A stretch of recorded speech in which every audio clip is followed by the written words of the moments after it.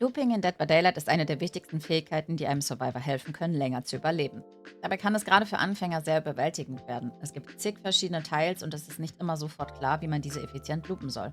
Ich hab euch doch. Deswegen starten wir heute in eine neue Videoreihe, in der ich euch die verschiedenen Teils und die optimale Weise, sie zu spielen, erkläre. Wir starten mit einem Teil, das ihr wirklich auf fast jeder Map finden könnt, der TNL-Wall. Sie bekommt ihren Namen von ihrer markanten Form, wobei eine Seite wie ein T und die gegenüberliegende Seite wie ein L geformt ist. In jedem Realm sieht die TNL-Wall ein wenig anders aus. In manchen sind die Wände niedriger, haben Risse, durch die man durchschauen kann, oder die Seiten sind etwas kürzer. Aber ihre Form ist immer dieselbe. Selbe, gleiche, ihr wisst, was ich meine. Die TNL-Wall ist eins der Teils, die keine Palette haben und ihr volles Potenzial erst entwickeln, wenn sie mit anderen Teils kombiniert werden. Aber was, wenn man nur eine TNL zur Verfügung hat? Kommt mit, ich zeig's euch mal schnell. Optimalerweise willst du eine TNL-Wall im Uhrzeigersinn spielen, sodass du die beiden Fenster im Fastforward nehmen und die größte Distanz zum Killer aufbauen kannst. Der Killer muss nämlich schön außen rumlaufen und wird dich so vermutlich nicht einholen, solange die Fenster nicht geblockt sind.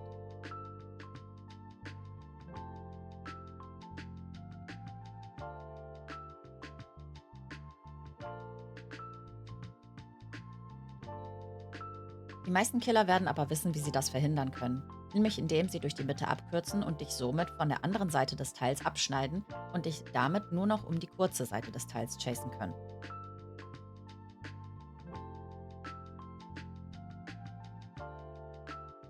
So werden TNL-Walls sehr 50-50-lastig. Was bedeutet das? Ein 50-50 bezieht sich auf eine Situation, in der Überlebender und Killer gleich viele Möglichkeiten haben, richtig oder falsch zu entscheiden.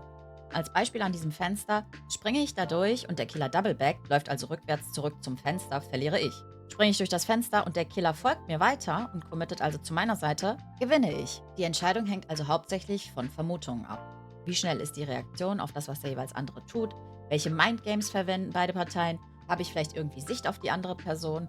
Konnte ich aus den restlichen Chases des Matches herauslesen, wie der andere handelt? Und beim Killer spielt natürlich Bloodlust auch noch eine Rolle.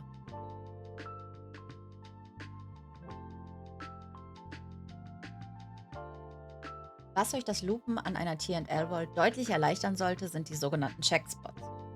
Das sind Punkte, an denen ihr die größte Übersicht über das Teil habt und somit auch die Killerbewegung.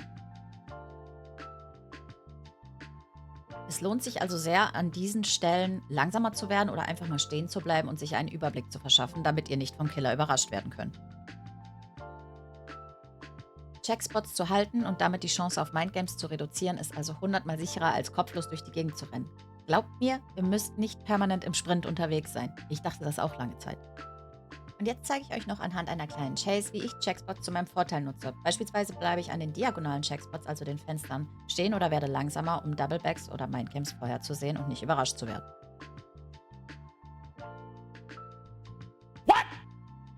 Meine Reaktionszeit lässt manchmal noch zu wünschen übrig, aber ich hoffe, ihr wisst, worauf ich hinaus wollte. Durch optimales Pathing und die Nutzung von Checkspots könnt ihr auch aus diesem unscheinbaren Teil noch einiges an Chase-Zeit rausholen.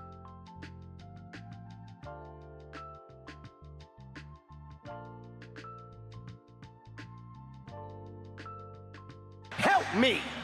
Help me!